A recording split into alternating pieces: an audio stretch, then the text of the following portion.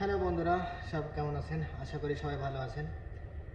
আপনাদেরকে আপনারা বলছেন যে মেডিকেল কীরকম হবে, যে সৌদির জন্য মেডিকেল কীরকম হবে। ভয়ের কোনো কারণ নাই ভাই, কোনো ভয়ের কোনো কারণ নাই।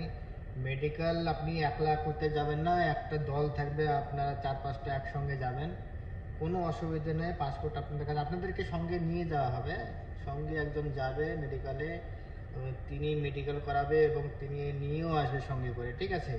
তো আপনাদেরকে একটা রিকোয়েস্ট থাকবে, যেদিন মেডিকেল করতে যাবে সেই দিন সকালে তো কিছু খাবে না, আর পারলে ডাব ডাবের পানি খাবে, দুটো তিনটো। ওইখানে তোমার কলকাতাতে অনেক যে সব মেডিকেল সেন্টারগুলো আছে, যে সৌদি আরবের জন্য, কুয়েতের জন্য যেরকম মেডিকেল করে, 5-6টা সেন্টার আছে ওখানে, ঠিক আছে? সবগুলো 4টে-5টে যে একসঙ্গে যাবে ছেলে, এই সবগুলো যে একই মেডিকেলে পড়বে সেটা কিন্তু না, বিভিন্ন মেডিকেল সেন্টারে হতে পারে।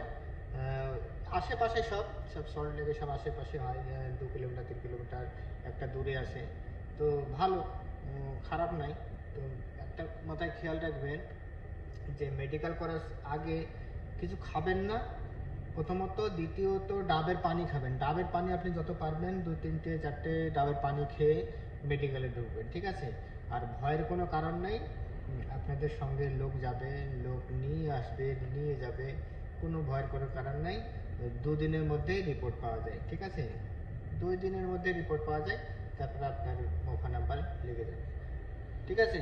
ভয়ের কোনো কারণ নেই। আপনারা মেডিকেলে যে ভয় করছেন মেডিকেলে কী হবে না হবে, মেডিকেলে কোনো ভয় কোনো কারণ নেই ভাই। সবাই করছে, আসতে হলে মেডিকেল করতে হবে, আপনি যেখানে যাবেন সেখানে মেডিকেল করা লাগবে।